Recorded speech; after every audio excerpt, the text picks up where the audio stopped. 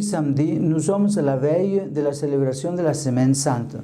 Beaucoup d'entre nous devront nous contenter de la célébration virtuelle, étant donné la situation pandémique qui existe dans la France, dans tant de pays de l'Afrique, au Centre-Amérique, en Amérique, etc. Ne soyons pas découragés par cela. C'est l'occasion de vivre cette Semaine Sainte beaucoup plus spirituelle et recueillie sans toutes les processions et traditions qui ornent traditionnellement les différents actes liturgiques. Alors préparons-nous bien à prendre le temps et à tout suivre à la télévision avec beaucoup de recueillement et de piété. Que chacun à la maison respecte ces moments de prière que nous vivons à travers ces moyens de communication. Comme pilule, préparons nos cœurs à bien vivre ces jours saints. Aujourd'hui, le lecteur de la Sainte Eucharistie explique le but de la passion et de la mort de notre Seigneur Jésus-Christ. Cet objectif est divisé en deux. L'un est d'établir la fraternité entre nous tous ici sur terre, et l'autre est d'ouvrir le ciel à nous tous, de donner le ciel à toute l'humanité afin que nous soyons totalement un avec Dieu. Dans le livre d'Ézéchiel, chapitre 37, à partir du verset 21, nous trouvons ces expressions que le prophète met dans la bouche de Dieu. « Je rassemblerai les enfants d'Israël parmi les nations où ils sont allés. Je les rassemblerai de partout pour les amener dans leur pays. Cela fera d'eux une seule nation dans mon pays sur les montagnes.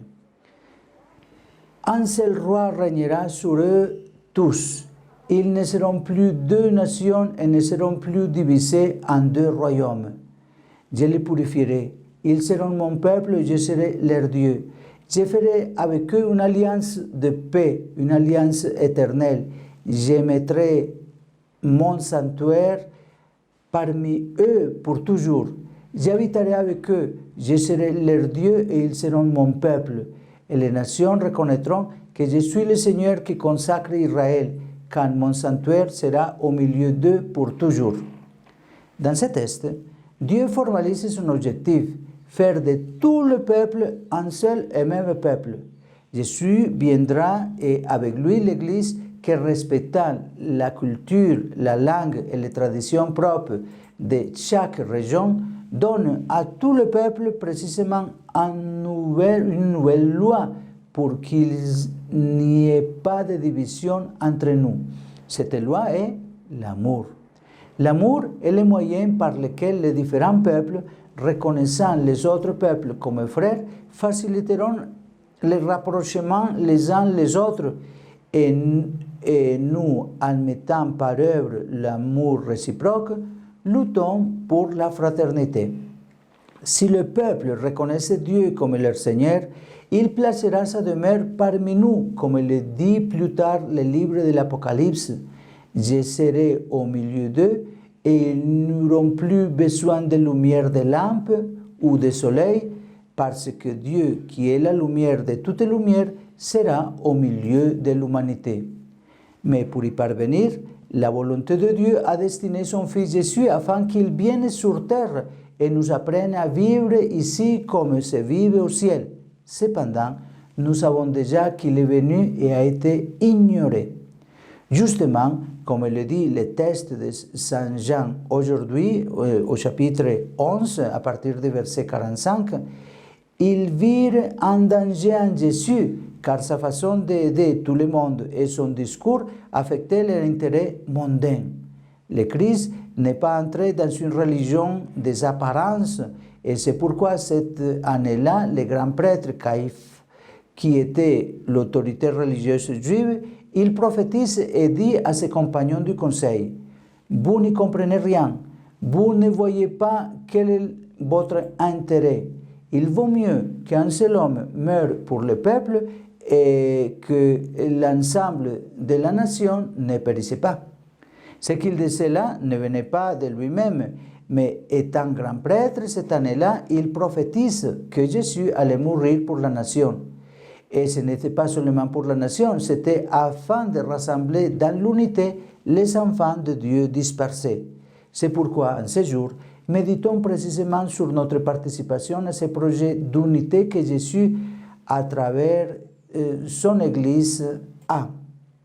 Il a payé de sa vie et sa résurrection nous assure que ce projet d'unité de fraternité universelle est possible avec la contribution de chacun.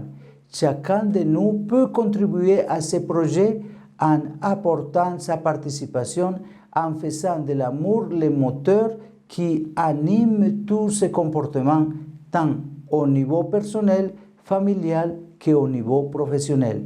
L'unité en Dieu est une utopie réalisable à travers Jésus. Répondons chacun en lui donnant notre grain de sable, en nous aimant.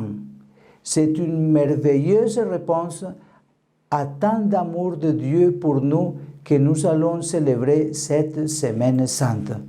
Saint Joseph, Père aimant, fidèle protecteur de Jésus, chaste époux de la Mère de Dieu, je vous prie humblement de présenter à Dieu le Père son Fils crucifié pour le péché de l'humanité, et en son nom, obtenez du Père céleste la faveur que nous demandons avec foi. Demandez-lui miséricorde pour vos enfants.